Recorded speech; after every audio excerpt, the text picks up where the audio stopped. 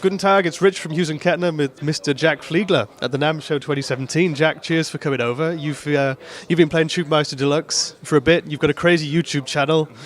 Tell us a bit about it. Well, my YouTube channel is called ToxicxEternity, and I make metal covers of video game songs, as weird as that sounds.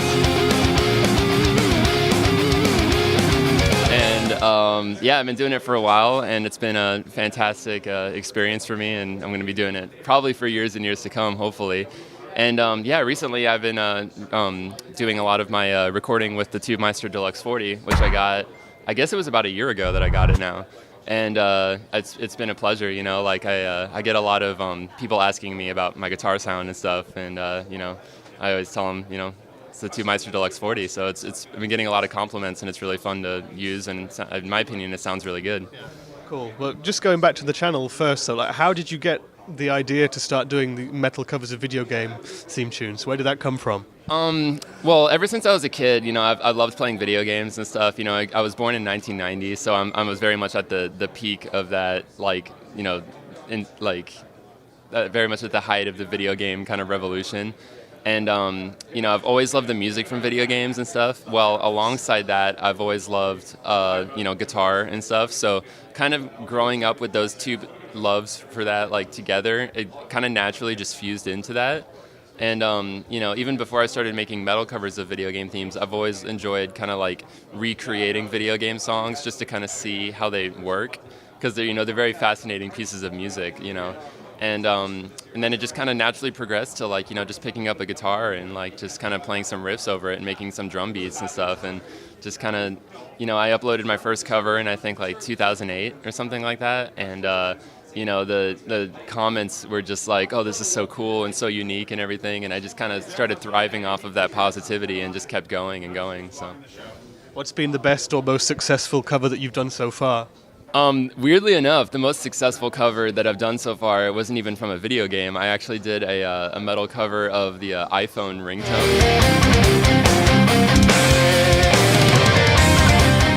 Like, have you seen that yet? Oh, I gotta send that to you. It's weird how that blew up, because like I made it as an April Fool's joke, but I basically took like the iPhone ringtone and just like played some riffs under it and made it like turned it into like a metal song, and like it has like almost 1 million views now. It's just like, yeah, just almost a little bit under. It's like, I think it's like almost at 700K or something like that, but it's like doing really well, and it's weird because it's not even a video game song, but I think maybe it's more, has more mass appeal or whatever, but yeah, that's my most successful song, so I'm glad I made it. And how do you go about kind of readapting these video game theme tunes, which are often quite synthy or whatever, and applying them to like a metal guitar style? How do you do that? Sometimes it's actually really easy. Like, you know, there's a lot of games that are more old school that sound like they're metal songs to begin with, just with like MIDI and stuff.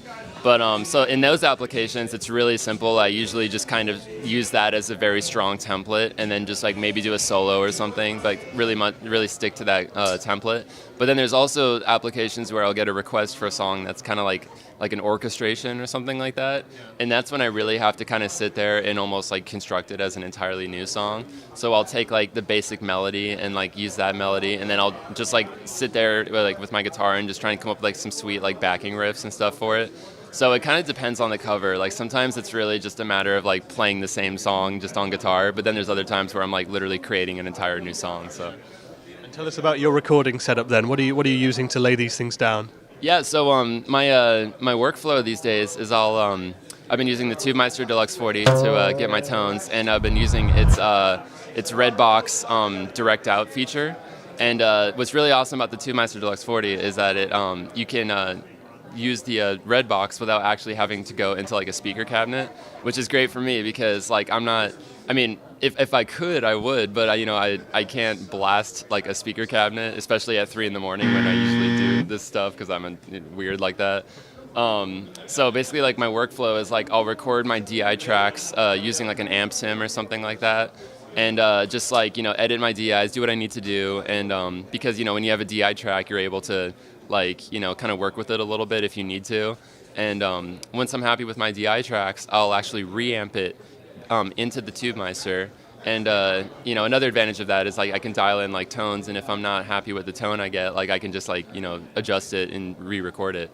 So I'll reamp it back into the TubeMeister and then go out from the TubeMeister back into my recording interface and then record it. Ultimately use the TubeMeister 40 as my guitar tone for the song. Yeah. And it's amazing to be able to do that without having to actually make any noise in the real world, I guess.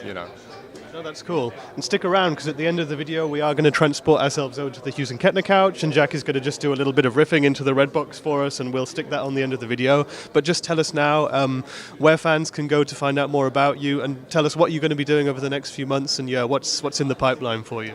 Yeah, so my YouTube channel is where I primarily upload my music, and my YouTube channel is called Toxic, ToxicxEternity, so ToxicxEternity. And you can find all my video game metal covers there, as well as iPhone metal covers. And that's where I upload my stuff. So we're all on YouTube, so just check it out, and hopefully you guys enjoy it. And for the rest of the year, I'm actually, simply enough, I'm just going to be making a lot of more content, and possibly starting a second channel where I do some tutorials and stuff. But I'll always primarily just be making metal covers and stuff, because it's what I do. So. Awesome. Well, cheers for coming by. Stick around. Let's go to the red box.